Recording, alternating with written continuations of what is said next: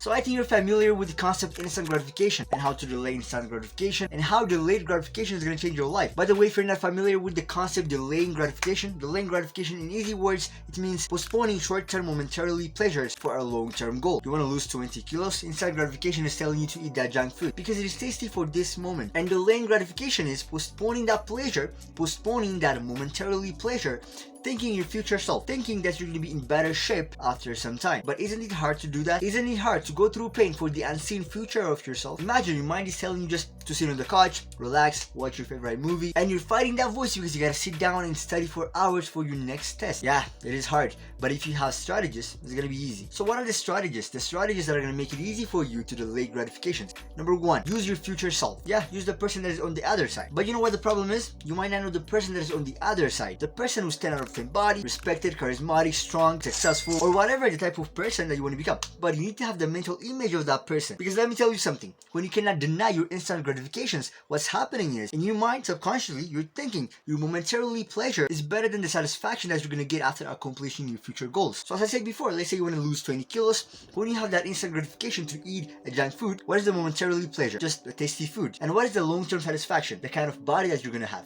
the health, the confidence that you're going to get out of it. So if you don't have that mental picture inside your mind of the person that you're going to become after accomplishing the goal, after dieting for months, this momentarily pleasure, this tasty food is going to catch you and it's going to trap you. So you need to get excited to the type of person that you're going to become. You need to have that mental picture inside your mind. Again, imagine you're dieting and you want to eat that bag of chips, but immediately you create that mental picture of the person with 10 out of 10 body, the version of you with the muscle, with the definition, with the aesthetics. I guarantee you, when you have that mental picture, you won't eat those extra 100, 200 calories because you're exchanging your momentary pleasure for something awesome in the future. Awesome, you see, that's the keyword. You need to have goal and mental picture that is awesome, something great, something that you love, something that you're going to be affectionate about, because you know the pain that you feel today is worth the satisfaction that you're going to get out of your future self. Whenever you're about to give up, think of your future self. Alright, number two, learn to calm your brain. You see, the difference between someone disciplined and someone undisciplined, someone strong and someone weak, someone who resists urges and someone who just follows every impulse, is that the strong, disciplined person can wait extra 1 second to reflect on his thoughts, to decide clearly. So there is a quote by Marcus Aurelius that goes, "The nearer a man comes to a calm mind, the closer he is to strength." So as I said, if you want to be disciplined and if you want to delay your gratifications, just be calm.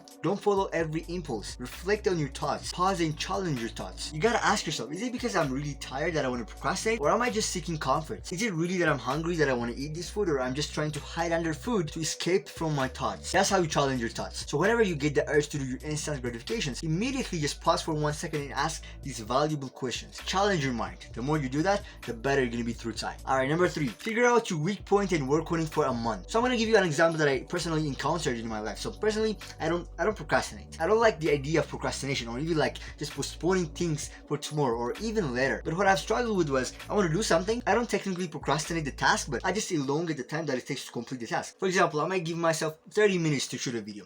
So I don't procrastinate the whole shooting video thing, but I just kind of keep doing another unnecessary activities. Like I kind of make an excuse to get prepared for the video. I started reading some books to kind of have some inspiration and thoughts for the video that I'm making. Like these micro activities kill my time. So I focused on this one singular weakness from myself, and I worked on it for 1 month. I just wake up in the morning, and in my mind, I just want to break the habit of procrastinating by doing unnecessary activities. So every day, that was my goal. So in the course of 1 month, I just became a person that does not procrastinate. So you gotta sit down and think about your problems, because you have them. And then just choose one singular focus point, one problem, and focus on it for 1 month. That way you're not gonna feel overwhelmed, and you're gonna change a lot of your bad habits really easily. So when I was thinking about delaying gratification, I just had this quote in my mind, and let me tell you, it's life changing. There is no time for easy and comfort. It is time to dare and endure. So what if you face every impulse for your instant gratification with this mentality, with this attitude, knowing that it is not time for comfort, but time to suffer? It will make you resilient. It will make you stronger than your urges. You see, in boxing, always, the hardest and the heaviest punch is the one that the opponent doesn't see coming. Because when the body's not prepared, there's going to be a shock. Even if it is just a light punch, it's going to destroy your opponent. The same thing for delaying gratifications. Imagine your opponent is your urge. Say an urge to sleep in instead of waking up in the morning. If you're not prepared for it, the urge is going to come and punch you in the face, just lightly,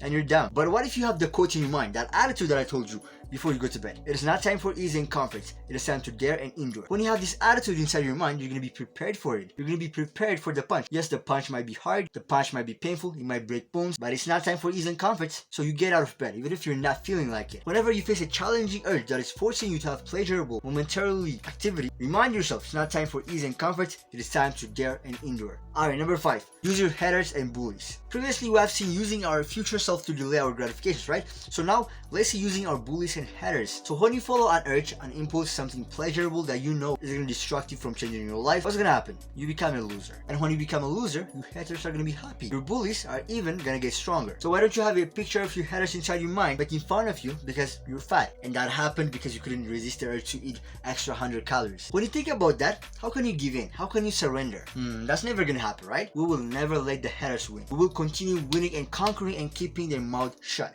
So my point is, don't focus on the hate itself, but focus on the negative energy and use it to your own advantage. Use it as a fuel.